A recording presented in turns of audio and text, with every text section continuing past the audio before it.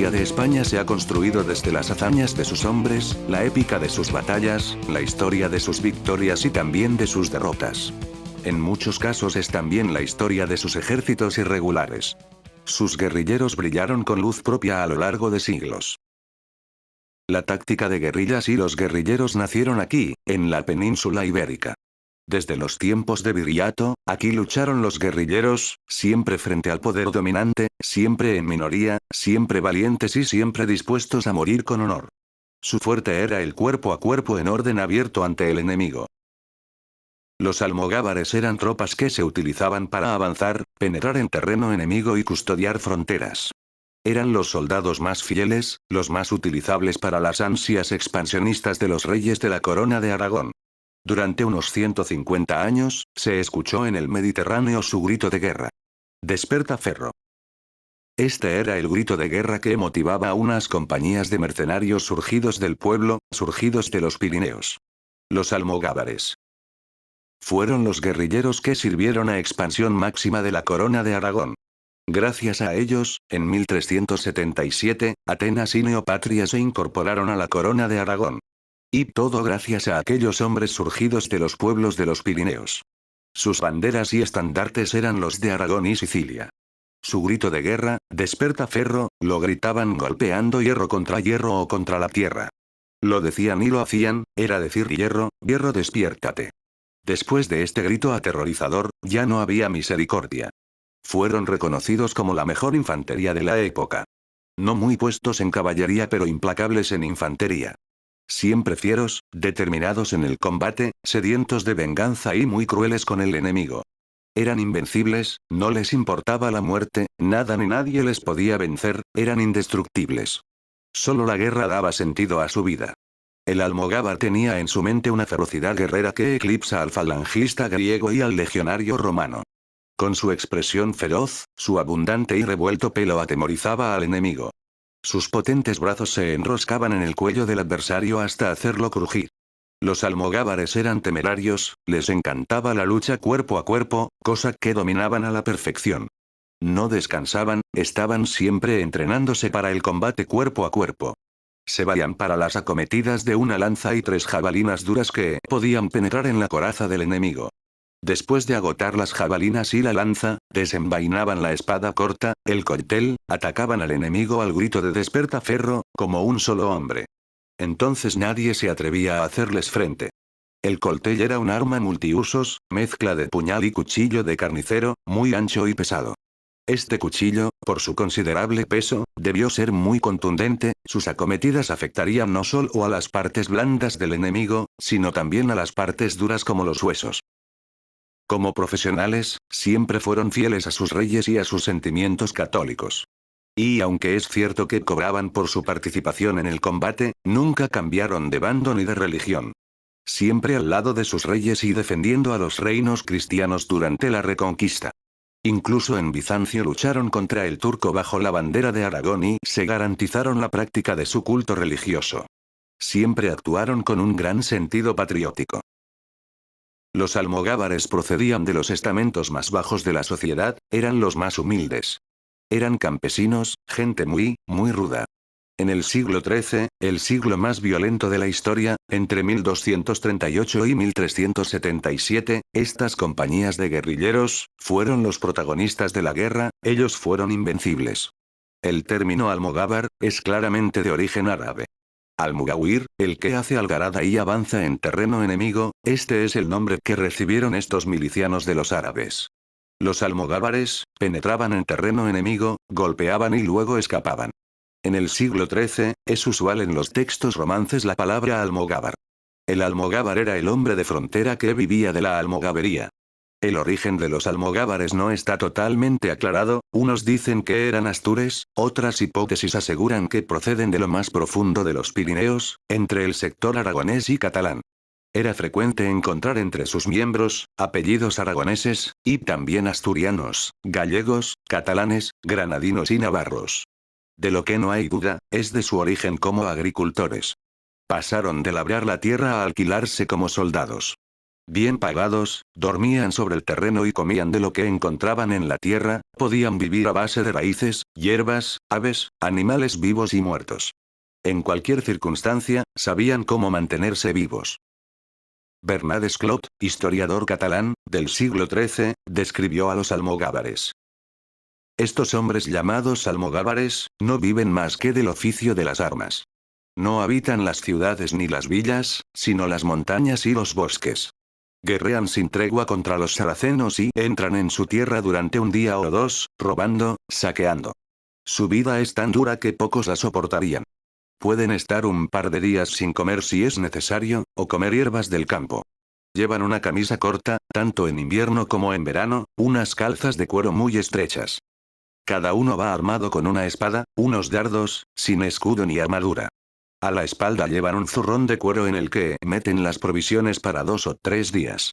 Son hombres fuertes, gente de montaña, catalanes y aragoneses. Y ahora, y como complemento a este estupendo libro, tengo el honor de presentar al maestro Juan Antonio Cebrián, descanse en paz, que desde su programa de radio La Rosa de los Vientos, nos contará con su voz y estilo inigualable un poco más de aquellos valientes almogávares y de su más laureado líder, Roger de Flor.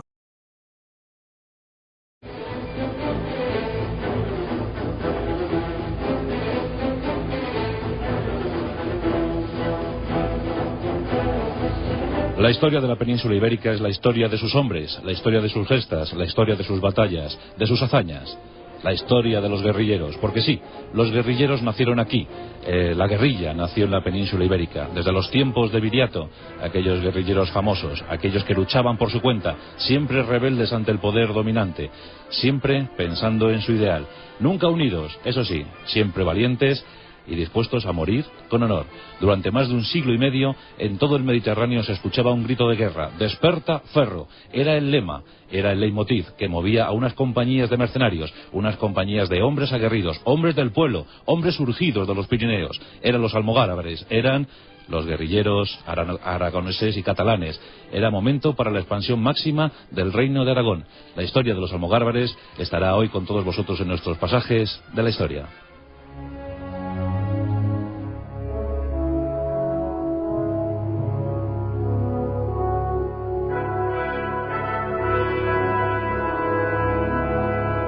Pero, ¿quiénes eran estos almogávares? ¿De dónde venían? ¿Cómo surgieron? ¿Por qué se crearon esas compañías? ¿Por qué fueron tan necesarios?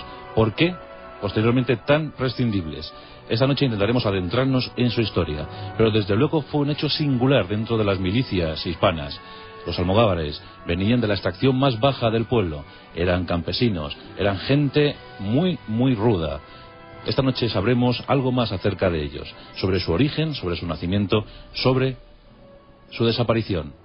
Entre 1238 y 1377, los almogávares fueron protagonistas absolutos de la guerra, imbatibles, invencibles. Eso sí, al final dominados por una curiosa táctica guerrera, el fuego griego. Esta noche contaremos en qué consistía ese fuego griego. Pero vamos a empezar por el principio, y eso es ahondar en la raíz de los almogávares.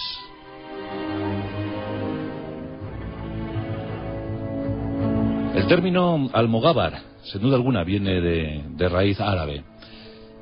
Almugabir viene a significar el que penetra, el que hace incursión en territorio enemigo. Así es como los árabes denominaron a estos curiosos soldados, a estos curiosos milicianos, almugabir, el que penetra en tierra enemiga, el guerrillero que entra, golpea, saquea y luego escapa. Esos eran los almogávares. Y en principio podemos pensar que surgen en Asturias. En los Astures podemos encontrar esa raíz. Esa es una de las hipótesis. Otra nos habla de los almogávares ya luchando en tierras de Castilla. La más fiable, porque ya os digo que hay oscuridad absoluta sobre el nacimiento de los almogávares, pues la más fiable nos habla de hombres surgidos en lo más intrincado de los Pirineos, en el sector aragonés y catalán. Allí surgirían los almogávares. Allí tendrían una oportunidad de guerra. Allí serían contratados con una gran soldada, un gran sueldo, mucho mejor en todo caso que labrar la tierra. Y esto fue lo que les motivó crear compañías, alquilarse como mercenarios.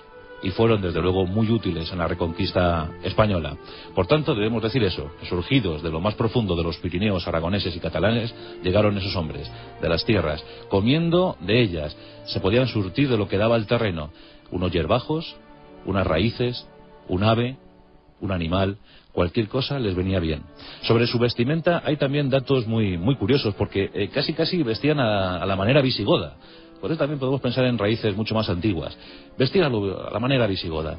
Tenían unas albarcas, unas pieles de animal que cubrían pues sus piernas, su cuerpo, unos cinturones muy hoscos, muy rudos, de cuero, de los que ceñían sus espadas, de los que colgaban sus espadas cortas siempre, y unos cascos tremendamente peculiares, porque eran como unas redecillas grandes de hierro que situaban en sus cabezas y que bajaban hasta la nuca, les cubrían esa parte. No era un casco a la usanza, era un signo distintivo. Los almogávares, la verdad es que siempre fieros, no muy duchos en caballería, pero desde luego implacables en infantería. Dicen que fue la mejor infantería de la época, determinados al combate, siempre sedientos de venganza y crueldad. Eran indestructibles, no les importaba la muerte, de férreas convicciones religiosas, almogávares bien pagados y comiendo lo que podían, durmiendo sobre el terreno. Nada les podía parar, nada les podía vencer. Los almogávares durante casi 150 años dieron mucho que hablar, y el rey Jaime I, del que hablamos ya hace algún tiempo, Jaime I el Conquistador, supo de ellos, les quiso a su lado, eran los mercenarios ideales para iniciar la conquista del Reino de Valencia.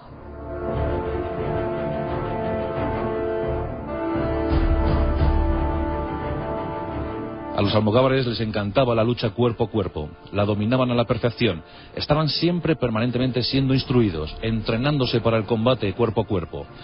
Tenían esa espada, una espada corta, con la que atacaban, una espada además, un modelo muy singular.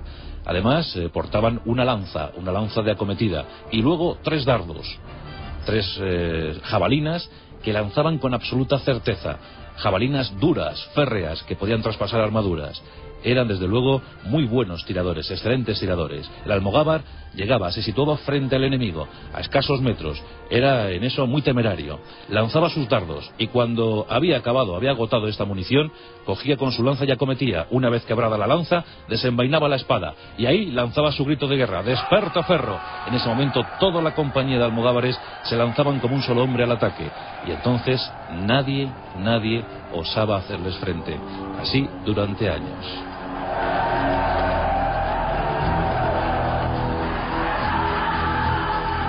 Ya os digo que eran hombres muy duchos en la táctica guerrillera. Una compañía de 80 o 100 hombres podía hacer una incursión en territorio enemigo, saquear, rapiñar un pueblo en cuestión de minutos, coger lo mejor, lo más preciado de ese pueblo y rápidamente replegarse, huir, retirarse hacia sus líneas amigas. Los árabes les tenían absoluto pánico, absoluto temor. En 1238 el rey Jaime I entra en los territorios valencianos. Junto a él casi 6.000 almogávares, casi 6.000 mercenarios. Fue una de las bazas principales para la reconquista de Valencia.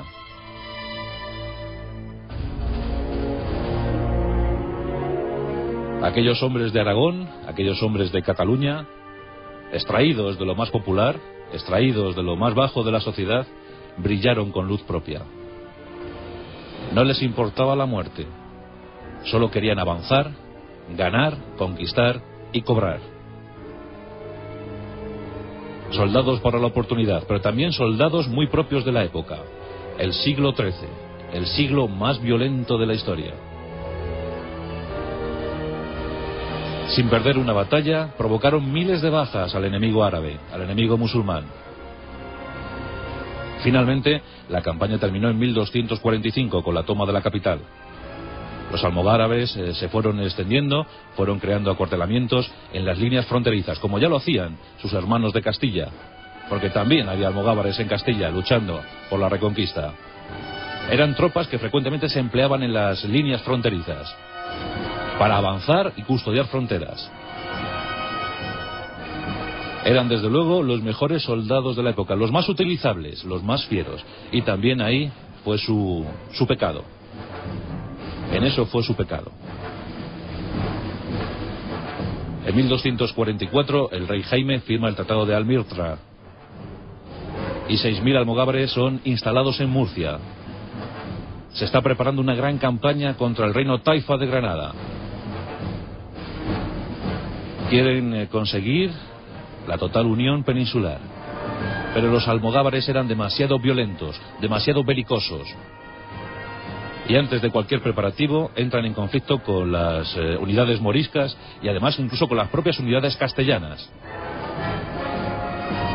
El propio rey Jaime tiene que intervenir.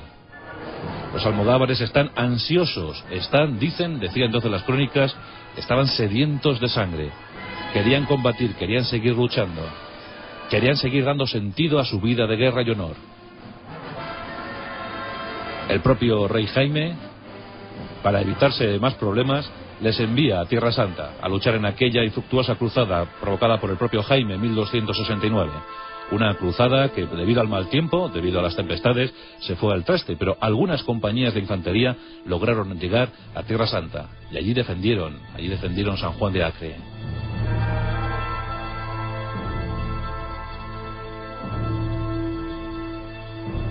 Finalmente hubo que encontrar nuevas aventuras, nuevos rumbos. Ahí estaban los consulados del mar, ahí estaban las ansias expansionistas del reino de Aragón. Y en Sicilia había muchísimas disputas por el territorio. Carlos de Anjou, el rey francés, quería Sicilia a toda costa. Los intereses de Aragón estaban en peligro. Propicio y momento preciso para echar mano de los mercenarios, para echar mano de los hombres más combativos del reino. Los almogávares, una vez más, estaban dispuestos. En decenas de galeras aragonesas surcaron el Mediterráneo y llegaron a Sicilia. Allí los sicilianos habían creado esa frase tan famosa de las vísperas sicilianas, habían acabado con toda la población francesa de la isla. De ahí viene el curioso nombre de vísperas sicilianas. Tocan a vísperas sicilianas, toca a muerte, toca a venganza. Los almogávares eran violentos pero también inteligentes, supieron canalizar perfectamente los sentimientos sicilianos y con eso provocar guerra al francés. Durante años estuvieron combatiendo crueles batallas, sanguinarias vendetas. 20 años de lucha interminable. Finalmente, en 1302 se firma la paz. Sicilia, Córcega, Cerdeña serán de dominio aragonés. La guerra se puede dar por ganada. ¿Qué pasará ahora con las compañías almogávares? ¿En qué las podemos emplear? ¿Volverá el problema a la península ibérica? ¿Qué hacemos con estos hombres tan irredentos, tan rebeldes, tan belicosos? Afortunadamente, la posibilidad aventurera surgió, pero en tierras orientales. El emperador de Bizancio, Andrónico II, tenía serios problemas. Los turcos le estaban amenazando. Los turcos habían entrado en su territorio. Estaban invadiendo ciudades y territorios del Asia Menor. Incluso amenazaban la propia Grecia, la propia Constantinopla.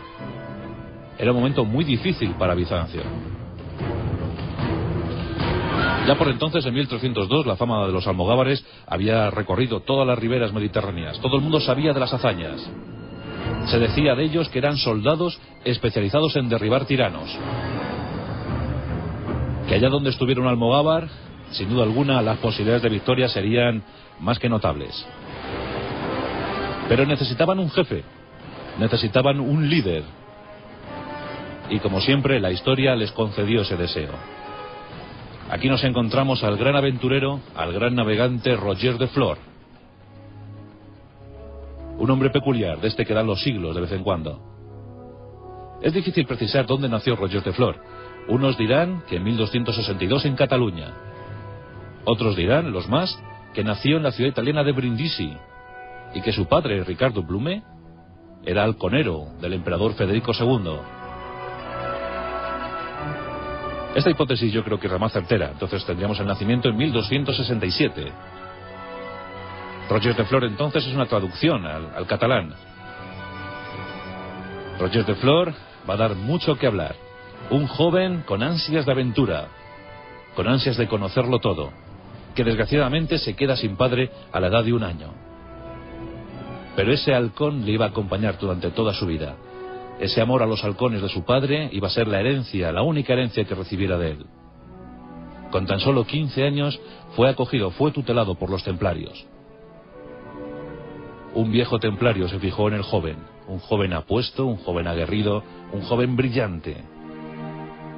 En muy poco tiempo, Rogers de Flor prosperó en la orden de los templarios. Los monjes guerreros, con sus emblemas blancos y bermejos. Rogers de Flor fue feliz, fue su auténtica familia. Allí creció, y allí consiguió ser sargento de la orden templaria. Y un oficial sargento era mucho decir para la poca edad que tenía Rogers de Flor. Durante años estuvo instruyendo, y pronto le llegó la oportunidad, el capítulo para seguir avanzando, para seguir prosperando como persona, como templario.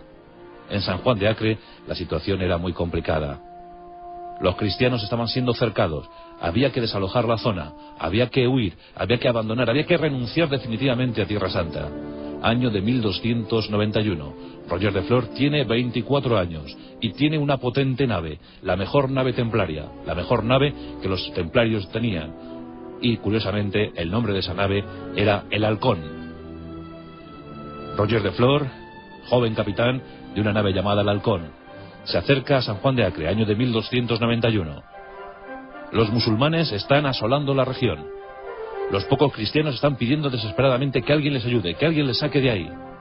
Y Rogers de Flor, con otras galeras, llega a la zona y empieza, como si fuera Dunkerque, a desalojar cristianos de la zona. A desalojar cristianos con sus familias y con su patrimonio. De aquí llega el auténtico problema para Rogers de Flor, porque yo os he dicho que era ambicioso, ambicioso en todos los sentidos. Quería notoriedad, quería honor, pero también buscaba patrimonio y riqueza. Una leyenda negra se ceba sobre el joven. Cuando devuelve a los cristianos a Europa, empiezan a comentar que Rogers de Flor no ha devuelto todos los tesoros, todo el patrimonio que había cogido en San Juan de Acre. Empiezan a decir que Rogers de Flor había robado, que se había apropiado indebidamente de ese patrimonio. Es sometido a un juicio sumarísimo y es desposeído de sus atributos templarios, expulsado de la orden. La duda es demasiado grande. Está desolado, con tan solo 24 años y fuera de su gran familia, fuera de los templarios. Él siempre guardó la vocación, él siempre guardó aquel ímpetu, aquel carisma, aquella personalidad que le dieron los templarios. Lo guardaría siempre.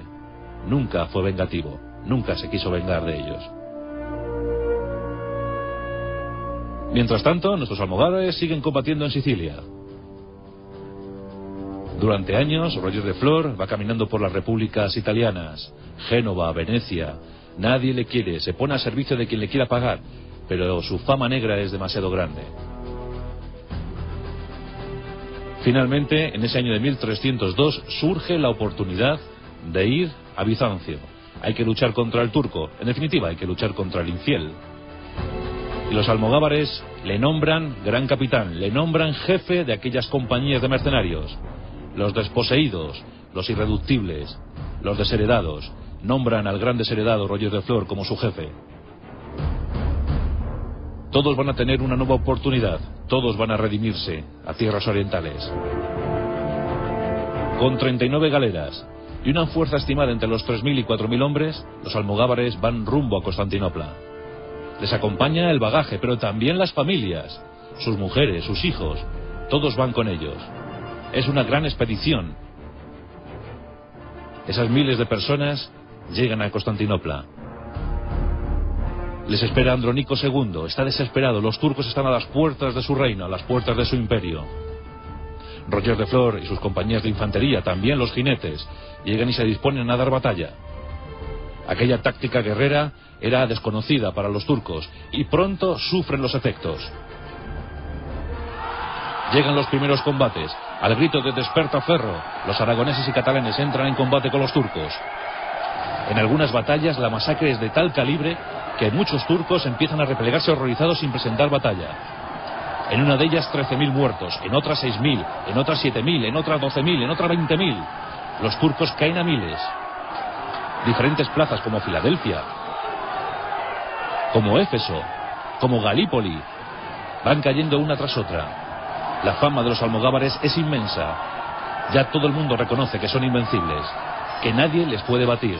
Eran pocos en número, pero siempre determinados a luchar y a morir si era preciso. Van ocupando castillos, territorios. Roger de Flor es el gran líder que todos quieren. El propio emperador oriental le nombra megaduque del Imperio Bizantino. Gran duque. Posteriormente, debido a sus hazañas, después de la toma de Galípoli, le nombran César. Hacía 400 años que no era nombrado un cargo así. Hacía 400 años que no era nadie nombrado César en el Imperio Bizantino. Pues eso lo consigue Roger de Flor. Eso lo consiguen los almogávares. Pero al mismo tiempo que crece su fama, también crecen los recelos entre los bizantinos. Andrónico II está atemorizado por el cada vez más tremendo poder que tienen los almogávares. Roger de Flor es aclamado por el pueblo. Le ven como gran líder, le ven como gran héroe, como aquel que puede derrotar a los tiranos, como aquel que puede devolver la libertad al pueblo. Roger de Flor se está convirtiendo en un símbolo para todos. Ahí le siguen sus grandes lugartenientes, como es el caso de Berenguer de Entença, o el propio Bernard de Rocafort. Hombres muy potentes, hombres muy endurecidos por el combate y las circunstancias. El hijo de Andrónico, asociado al trono, Miguel, que será Miguel IX, del linaje de la dinastía de los paleólogos, desconfía de Roger de Flor. Casi dicen que le tiene envidia. Dicen que a Miguel le gustaría ser como Roger, pero que sus actitudes, sus virtudes no son las mismas. No era tan buen guerrero. Finalmente, mediante engaño, convocan a Roger de Flor a una gran fiesta que se va a dar en su honor, presumiblemente porque se estaba preparando una segunda campaña contra los turcos. Nos encontramos en el año de 1305, en la localidad de Adrianápolis. Adrianápolis había pasado a la historia por ser el lugar donde los visigodos, la caballería visigoda, había derrotado a las huestes romanas de Oriente. Eso fue en el año 378. Habían pasado, por tanto, casi 1000 años. En Adrianápolis se iba a consumar la traición. En medio del convite, en medio de la fiesta, un jefe alano entra en el recinto, entra en la sala y con sus hombres degolla literalmente a Roger de Flor y a sus lugartenientes. Fue una terrible tropelía cometida con los almogávares, pero estos no iban a dejar pasar aquel capítulo de horror. Los almogávares, una vez enterados de todo eso, juran venganza, van a vengar a su jefe.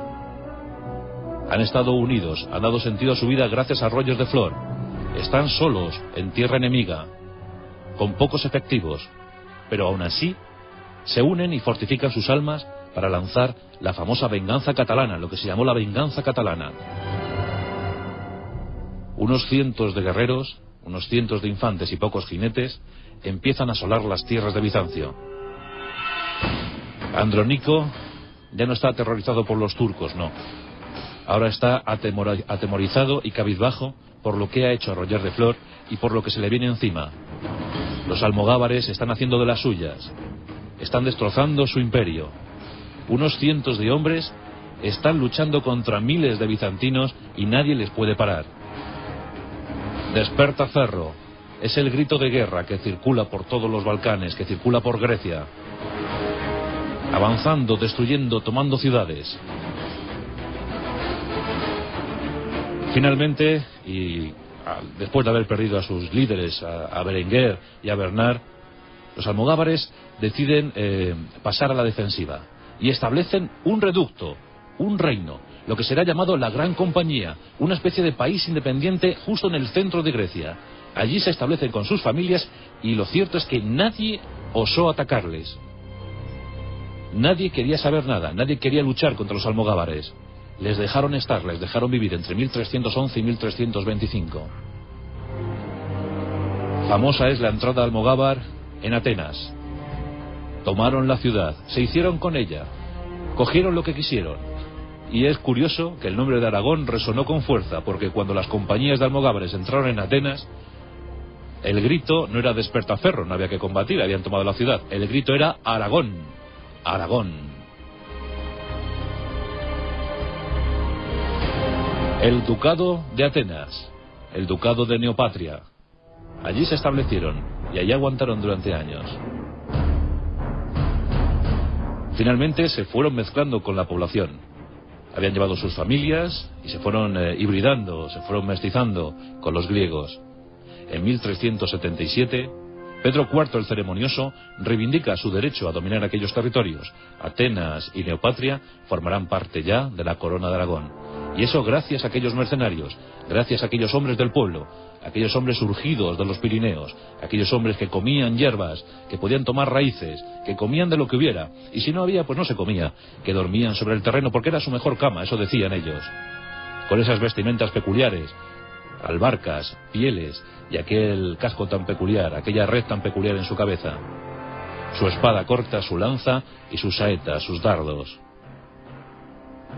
¿Cómo se pudo reducir a los almogávares? Pues en este periodo del siglo XIV, los griegos inventaron un sistema. Los bizantinos inventaron un sistema.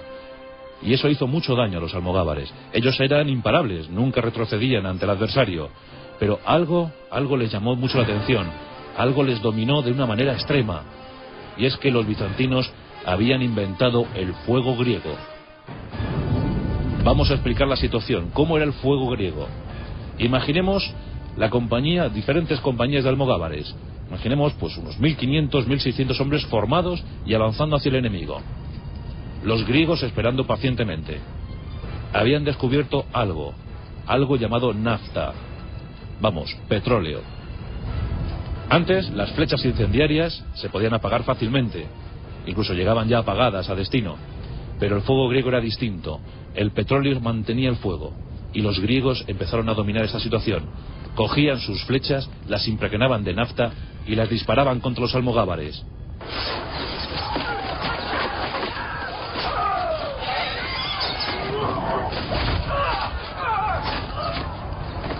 Aquella milicia sufrió enormemente el fuego griego. Los cuerpos ardían. Nadie podía apagar aquel fuego. Decían incluso que era un fuego mágico, un fuego envenenado. ¿Cómo es posible que no se pudiera apagar esa flecha? Los cuerpos de los amigos iban cayendo, muertos, quemados. Ese fue el castigo sufrido por los almogávares durante muchos años. Aún así, no les pudieron vencer. Miles de almogávares quedaron tendidos para siempre en los campos de Oriente.